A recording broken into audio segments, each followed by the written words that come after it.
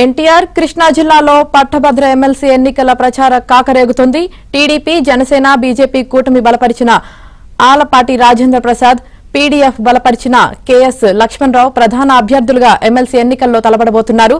YCP పోటీ నుంచి తప్పుకోవడంతో ద్విముఖ పోటీ కనిపిస్తుంది.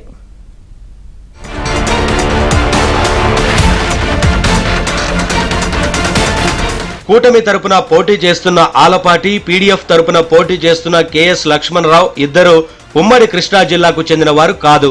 కానీ పట్టభద్రుల ఎమ్మెల్సీ స్థానం కోసం తలపడుతున్న వీరిద్దరూ ఉమ్మడి గుంటూరు జిల్లాకు చెందిన వారు కావడం గమనార్హం. గుంటూరు జిల్లా అయినప్పటికీ ఉమ్మడి కృష్ణా జిల్లాతో చక్కటి సత్సంబంధాలు కలిగి ఉన్నారు. దీంతో ఉమ్మడి కృష్ణా జిల్లాలో కూడా ఎమ్మెల్సీ పోరు హోరాహోరీగా సాగనుందనే సంకేతాలు కనిపిస్తున్నాయి. కూటమి అభ్యర్థి ఆలపాటి విషయానికి వస్తే టీడీపీ సీనియర్ నేత, టీడీపీ వ్యవస్థాపకులైన ఎన్టీఆర్ కు అత్యంత సన్నిహితుడు. తదనంతరం చంద్రబాబుతో కలిసి రాజకీయ ప్రయాణం సాగించారు.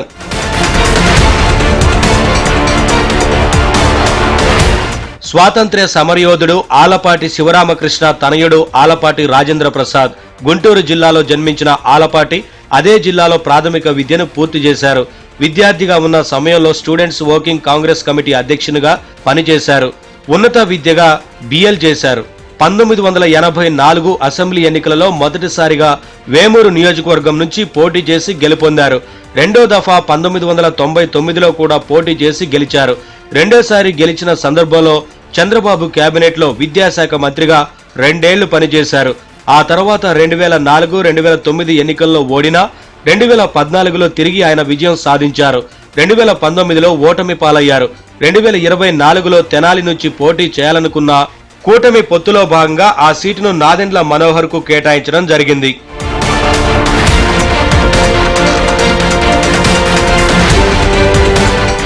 ఆలపాటి రాజేంద్ర ప్రసాద్ సీనియర్ రాజకీయ నాయకుడే కాకుండా విద్యావేత్త, బిజినెస్ మ్యాన్ కూడా. పలు ఇంజనీరింగ్ కాలేజీలను ఆయన స్థాపించారు.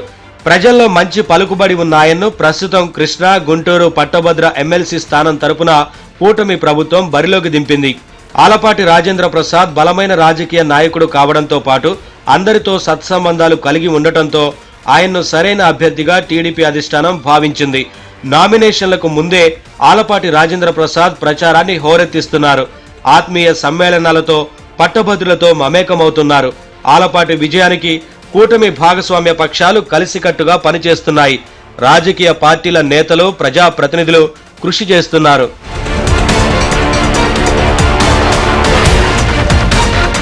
మాజీ ఎమ్మెల్సీ కేఎస్ లక్ష్మణరావు హిందూ కళాశాలలో రాజకీయ శాస్త్ర అధ్యాపకునిగా పనిచేశారు.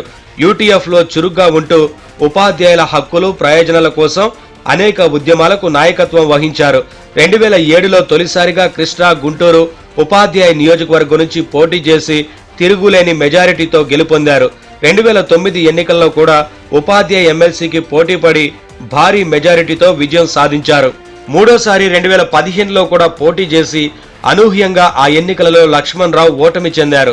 2019లో కృష్ణా, గుంటూరు పట్టభద్ర ఎమ్మెల్సీ స్థానం నుంచి పోటీ చేసి ఘన విజయం సాధించారు. ప్రస్తుతం 2024లో మళ్లీ పట్టభద్ర నియోజకవర్గం నుంచి పోటీ చేస్తున్నారు.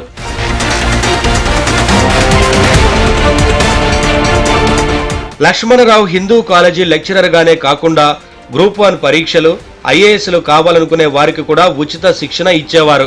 దీంతో చాలా మందికి ఆయన సుపరిచితులుగా ఉన్నారు. ఎమ్మెల్సీగా శాసన మండలిలో ఉపాధ్యాయ, విద్యా సంబంధ విషయాలపై అనర్గళంగా, అర్థవంతంగా మాట్లాడతారన్న పేరు ఉంది. లక్ష్మణరావు ప్రజా సంఘాలను ఆధారంగా చేసుకుని విస్తృత ప్రచారాన్ని నిర్వహిస్తున్నారు.